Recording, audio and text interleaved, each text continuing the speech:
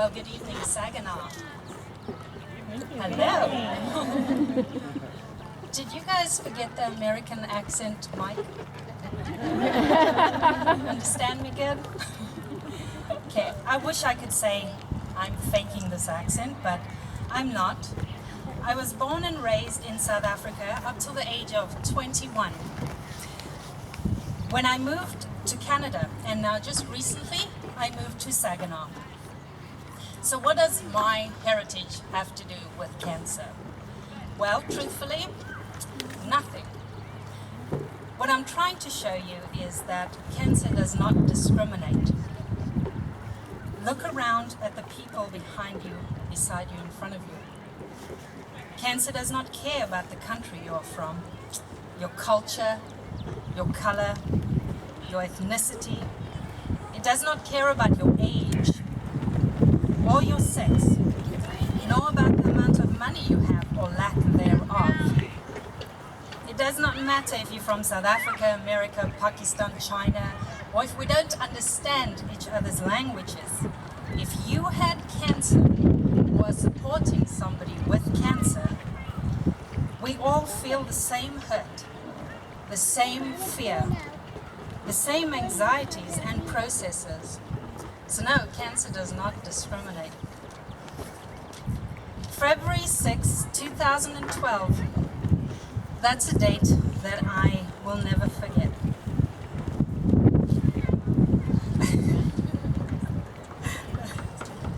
I was concerned about a pain I was having in my left breast, and each time I rolled over during the sleep, it hurt so much I'd wake up every time.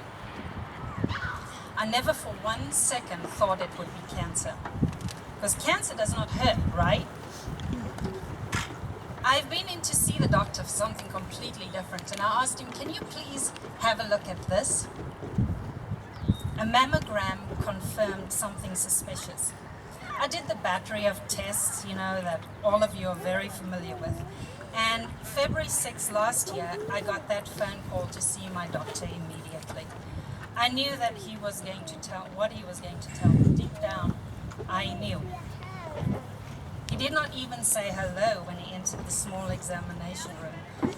And before he even was completely seated, he said, "You have cancer." Those are the words that nobody wants to hear. What? Why me? I'm 37 years old. I just got a job 7 months ago. Prior to that, and I absolutely loved. I was designing kitchens and bathrooms, and I had co-workers that I absolutely adored. I just fell in love with a man that I'd met, and I was madly in love with him. And he certainly is going to run away with this diagnosis.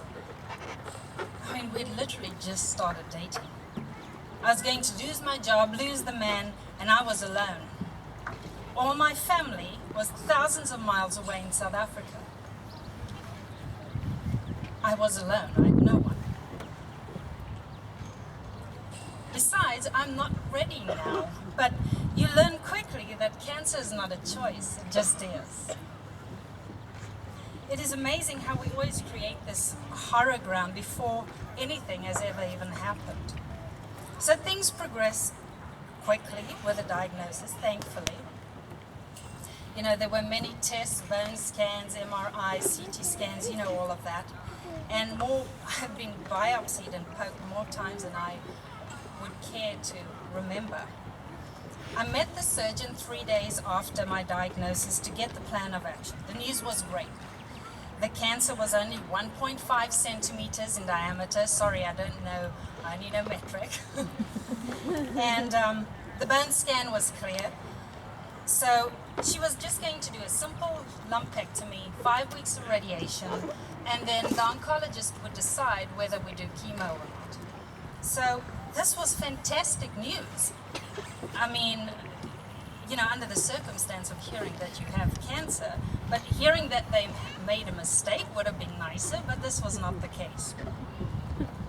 She did a quick examination of the area and said it felt larger than 1.5 centimeters and that she was going to send me for a breast MRI. So the game plan was set, or so I thought. Things, however, changed after meeting the oncologist. He informed us that the MRI revealed that the cancer was not only larger than what they had thought, but they found it in my lymph nodes as well. He also told us that the biopsy revealed that I had what is called triple negative breast cancer. Brant and I looked at each other, we had a huge grin. That's great, right? Negative? Well, no. Negative means that it tested negative to progesterone, to estrogen, and to HER2. This means that there were no hormonal receptors. It was a very aggressive, fast-growing, invasive cancer. The tumor was growing so rapidly and it scared me half to death. Before the month was through, what was once just a pain had grown into a huge protruding bulge the size of a hard-boiled egg. So we had a new plan of action. Shrink the tumor with chemo, then mastectomy, and finally radiation. I remember the first day of chemo. I was calm, I was fine with it. Until the minute I was ushered to my chair. My heart started to beat so hard I was hyperventilating. I excused myself and I went to the washroom. I locked the door and I looked in the mirror and I saw fear. I burst into tears, crying. Nobody can prepare you for that moment. How can you possibly explain to someone what it feels like? Just like the first time you go and have a shower and the hair that used to be halfway down your back is coming out in fistfuls. Nobody can prepare you for that. 9 months of treatment later and I was done. Was it easy? No. But I beat cancer.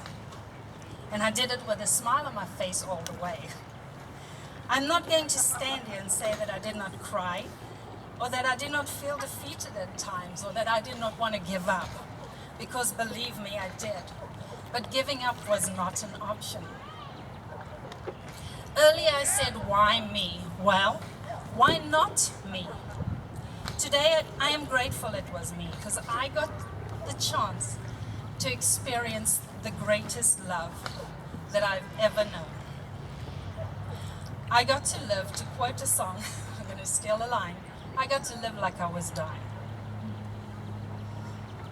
The reason I beat cancer and had a smile on my face was because I was carried all the way by the love of my family and of my friends. I'm still speechless to this day to the compassion and the generosity that was shown to me.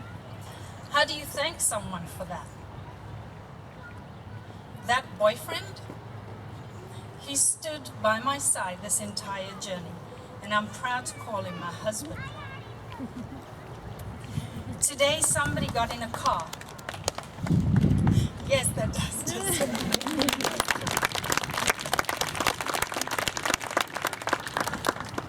Today somebody got in a car and probably didn't make it home. I got the chance to make amends, to call people up I haven't spoken to in years, and I told them I love them. I got time to appreciate what truly matters. I've met the most incredible people on this journey. Today I call them friend. Some beat this disease and some sadly did not. I've grown so much as a person from this. For those of you still battling cancer, if there's anything you can take from this today, is to please know that you are not alone. Life truly is beautiful if you look at it the right way.